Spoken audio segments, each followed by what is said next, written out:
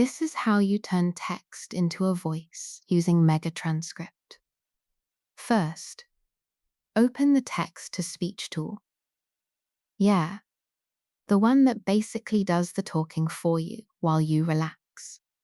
Next, paste your script into the box. Think of it like handing your thoughts over to someone who never gets tired. Then choose a voice that fits your content. You don't want the wrong voice ruining your whole vibe. Now hit generate and wait a moment. And just like that, your text becomes a voiceover you can actually use, whether that's YouTube Shorts, TikTok, Reels, or anything you're building. After that, you download it and drop it straight into your video editing app. Try it free at megatranscript.com or download it on the Apple App Store or Google Play Store. Follow for more tools that make content creation easier.